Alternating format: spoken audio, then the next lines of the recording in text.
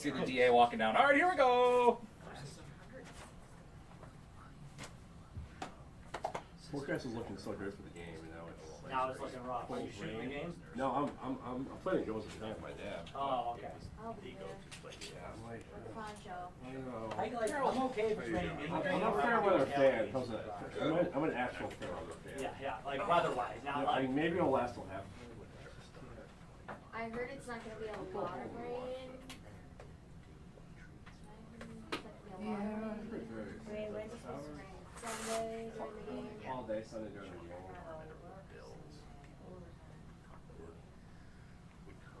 Supposed to start up right before the game now, they're saying? Yeah, our seats are not covered. I'm working at 3, so they're We're in line, but done. Tired club, but we're like having the flag with us. set to 200. Yeah. I'm at 136. What's it? I know. 540. I know. I'll say for the game, like because maybe throw the ball and stuff.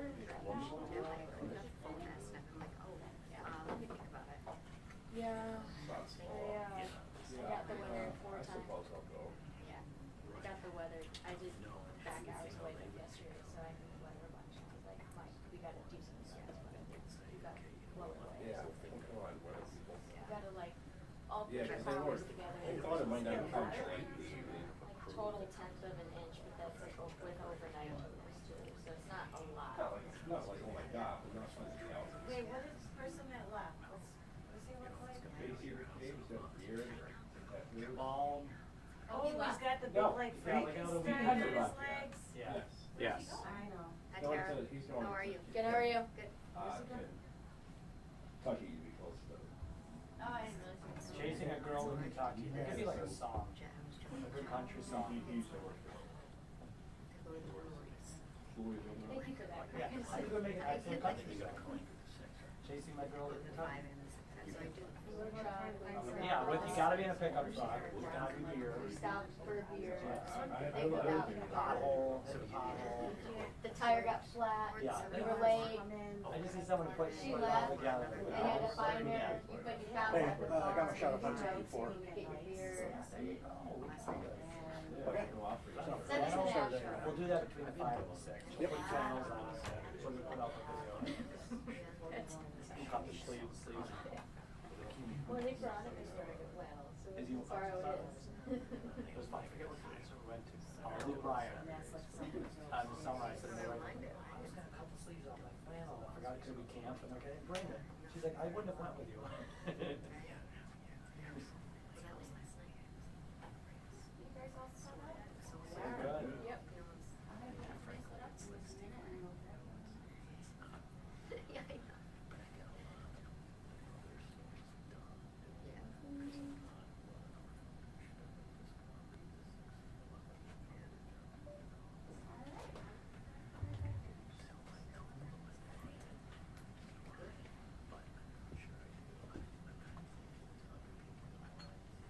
And I'll send it to you.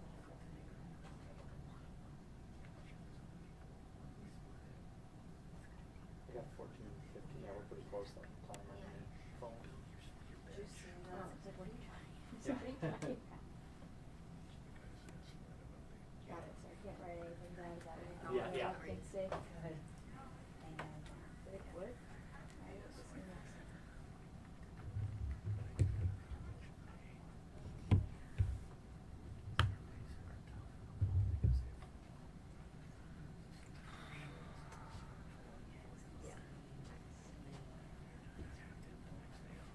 Yes, that's pretty bad.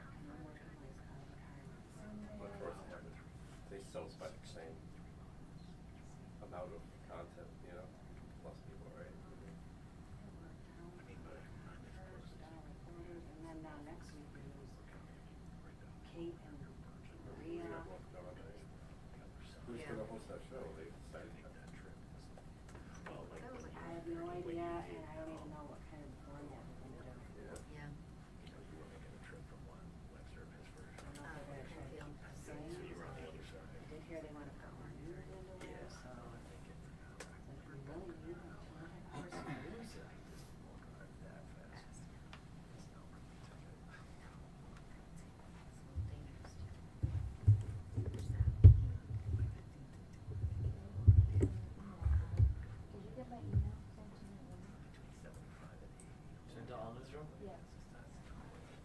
reply to your email? Yep, I got it. Alright, well, I didn't get my own email, but I sent it. Because I had to send it twice, just in case. Okay, that's not a problem. I only got it twice. I did get it twice. Well, oh well, That's all right. Better than not getting it all. that's what I'm saying.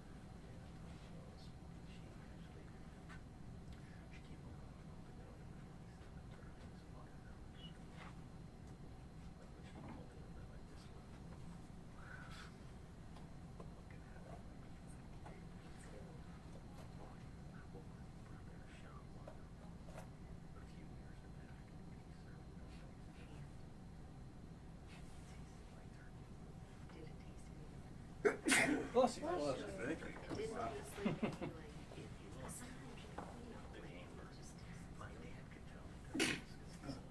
Let's see again. I think I'm allergic to waiting. Especially on Friday. I know.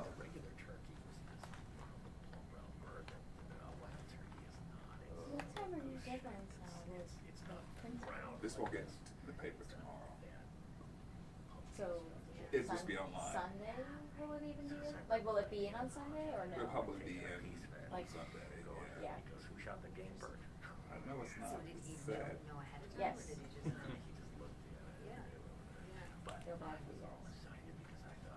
I always talk to Ben at the school board meetings, and I'm like, so like, when will this get to print? And he's like, probably Friday, because of Wednesday.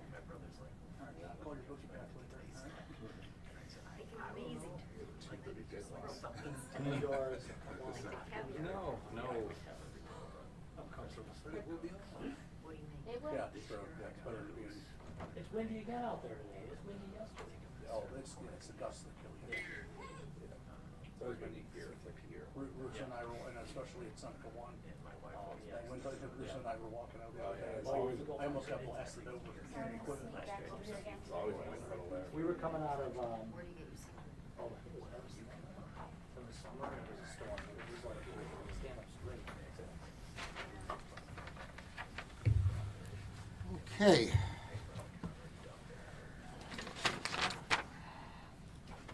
We got it Good. already. That's all good, thank you. All right. So afternoon, everyone. I'm joined here today by the Undersheriff Bill Cooley and Captain Jim Walsh from the Sheriff's Department here. I want to thank them, obviously.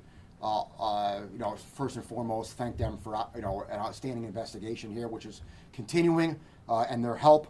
Also, it's my understanding that the New York State Police also responded to the scene of the incident as well, and I want to thank them again. So we had obviously an alleged unfortunate situation that occurred on Wednesday evening at approximately 5 o'clock in the late afternoon, going into the evening there on December 13th on West Blood Road in the town of Elma, New York, where we normally don't see homicides occurring.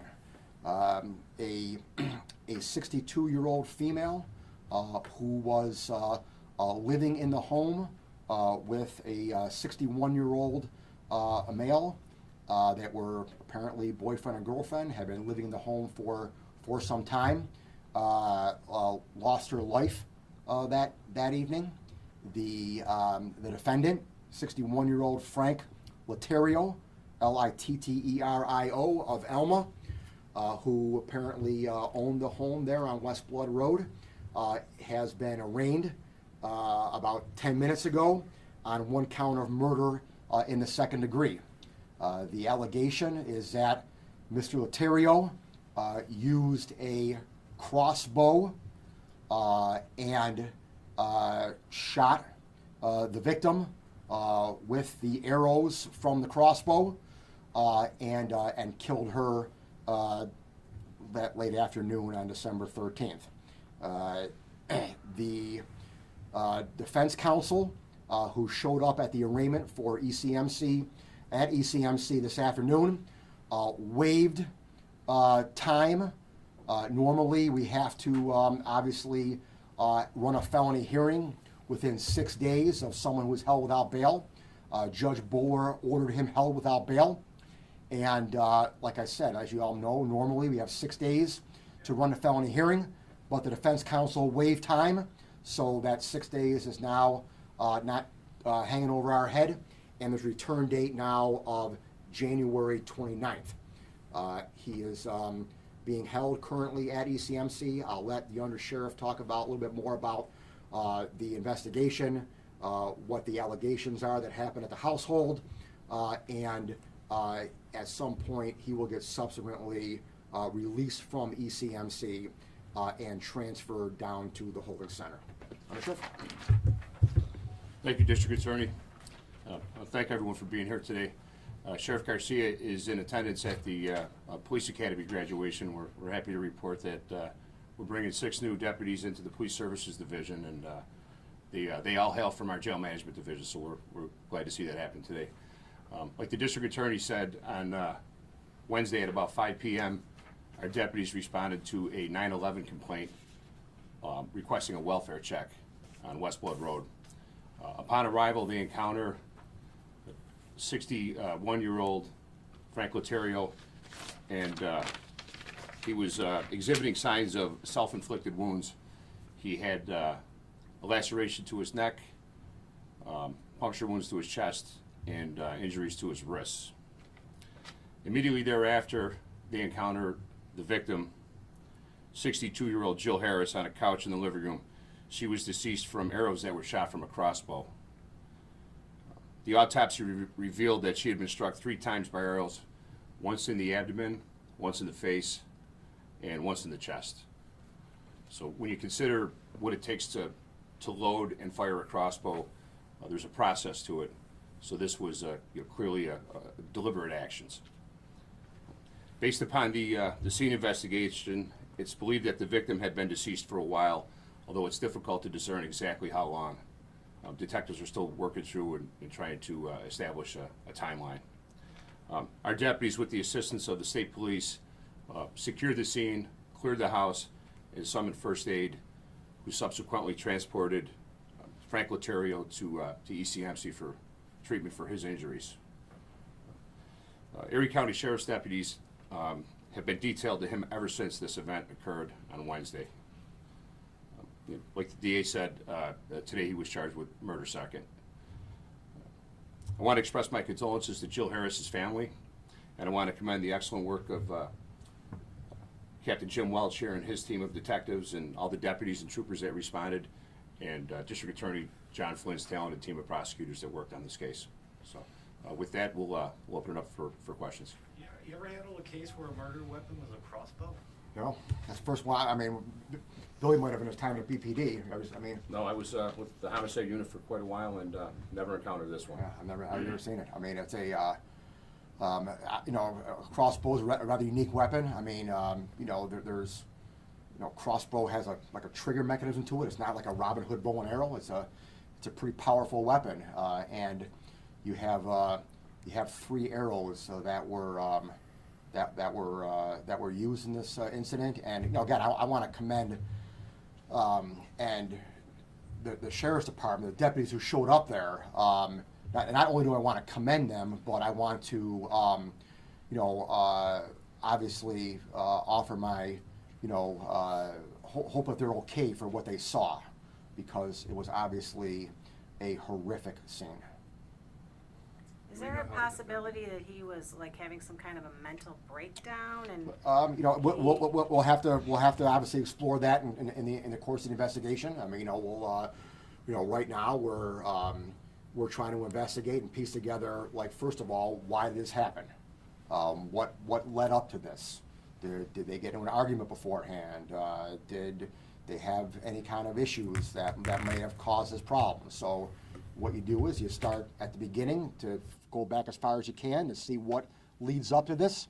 You hopefully get some answers that can, you know, tell us, shed some light on maybe why this happened. Again, you know, obviously for a murder investigation, you know, I don't need a motive. You know, it's nice to have a motive at trial, obviously, but, you know, I don't need a motive.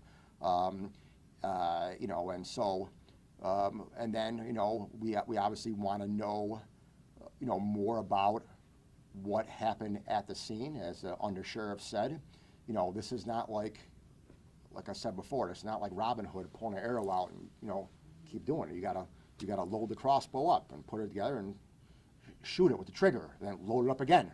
And so, like, what happened in the interim? How long did it take? You know, I mean, again, we may not get answers to these questions, but those are the things that we're going to try to find out. Who called the cops? Yeah. I don't know. It was a relative of Frank Laterio. Frank's relative. Yes. Daughter. Yes, I believe so. Was it a It was sister? his sister. Sister. His sister called. And what did he report to her? We can't comment on that. But she called welfare check made today No, on Wednesday. on Wednesday? Were they boyfriend, girlfriend, did you say? Yes, they were living together for approximately 15 years, we believe. Any estimate about how long the body could have been there at this point? Yeah, like I said, it's difficult to always discern that. We're not sure. We're thinking of hours and not days, right, Captain? Yes, sir. Any history at that address of domestic violence calls? No, no, on the No, historicals. We're looking into all the history, and we'll be going through everything, but at this point, we did not find any domestic violence history. Can you speak to how challenging, I mean, lacrosse, you have to reload it. It's not like a gun where you could fire several rounds after pulling the trigger. Like, you have to put the bow back in, correct? Am I right on? That is Can you just walk correct. us Yes. through that process of a crossbow? Yeah, each arrow has to be individually placed on this crossbow apparatus and then loaded and then subsequently fired in this instance, so. So this happened 2 days ago? Wednesday, yes, sir. DA Flynn, would you say there's a surge in domestic cases like this, where you're seeing disputes between boyfriend, girlfriend? husband? No. As a matter of fact, Kate just ran the numbers today. We had, make sure I get it right here.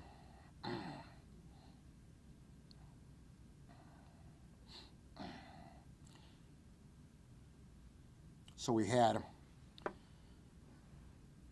10 domestic violence homicides in 2021. We had 14 domestic violence homicides in 2022. As of this year, we had 4.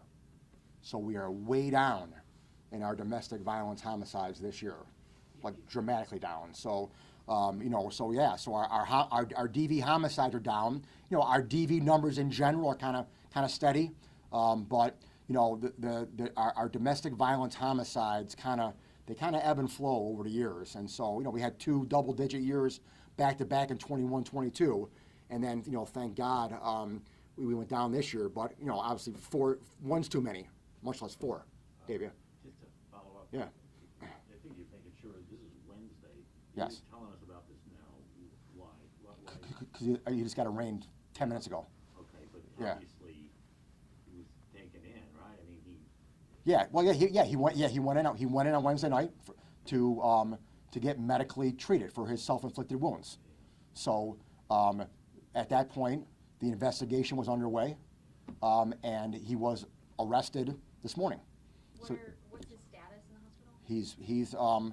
he's okay, medically he's okay. Stable? I think he's better now. I think he's ready to leave ECMC and come down to the holding center. Are you able to say what the nature of his wounds are? Yeah, he tried, allegedly, he had a cut to his neck, he had a cut to his wrist, and he had multiple puncture wounds in his torso area. So he had to be treated medically, you know, so it takes a couple days to treat him. Took it, well, the day to treat him. So you slit your throat, you slit your wrist, you stab yourself in the chest, he tried to kill himself. Well, again, I'm not gonna say that. I don't know, I don't know what he was thinking. What do you think he was thinking? Well, I'm not gonna speculate on that, Dave. As I understand it, all but one of his injuries would be considered superficial, but there was one puncture wound that was significant. Yes. Do we know if they had any kids together? They do not have children in common. And They both drugs have are- kids, but older children who, but not with each other. Drugs or alcohol, we were looking into all that, do we know if any of that was? Does not appear to be an issue. And how long were they together, do we know? Approximately 15 years. 15, you said? Yeah, 15, Harold. Mental health concern, is he going to be held at CCAP at ECMC? No. A forensic was not ordered by the judge.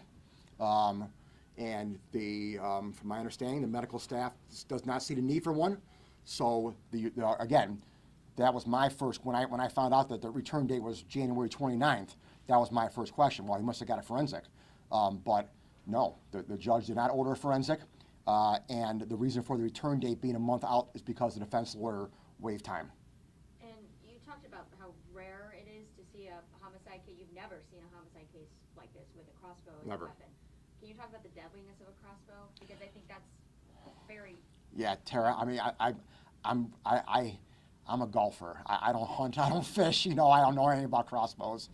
So I mean, I don't know, do you know anything about crossbows? I mean, When they hit a target, they expand and they can cause a lot of damage. And what do they typically use for? It's a hunting.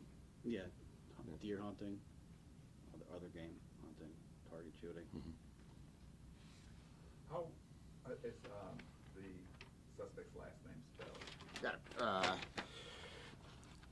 Litterio. And we don't have a mugshot right now because there's no facility to do a mugshot at ECMC. When he gets to the holding center, they will then do a mugshot there, and then we'll get it out there. No other concern to residents in Elma? Oh, no, this is clearly, well, he's in jail now, so there's no concern from him. But no, this appears to be a domestic violence situation that happened allegedly in the living room of a home, single-family home on West Blood in town of Elma. Is he in jail or in the hospital? Well, he's in the ECMC on the 9th floor has a secured facility. So he's there right now. And then once the doctors clear him medically to leave, then he'll be transported to the holding center. Have you talked to her family at all? I have not. Anybody? And if you could step to the mic, I'm Yeah, sorry. yeah.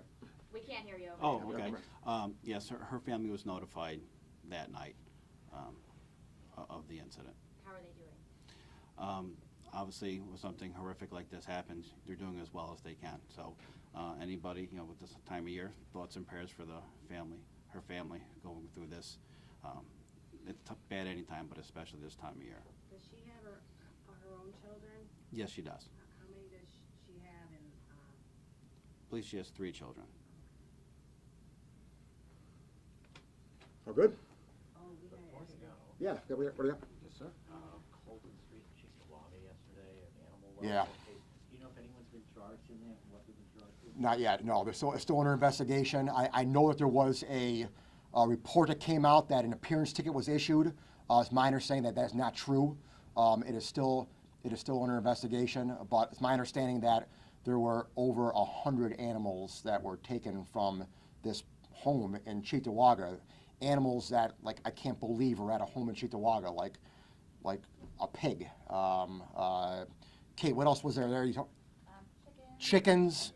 Dogs and cats, like I get, all right, but who's got chickens in the suburbs? Huh? No, I don't think it's a farm. I mean, are there any farms in Cheektowaga? I'm not sure. I don't think it's a farm. But so yeah, no, it's still under investigation at this time. Yeah. Anything on other chickens, pig? Yeah, No, dogs, it's, cats. I don't think no lions or bears. No. SPCA released a breakdown of all the animals. Oh, do they? Yeah. Okay. There were more than 100 chickens. Chickens, ducks, rabbits, goats. 100 chickens. Okay. All right. Thanks, guys. Okay. Thank you.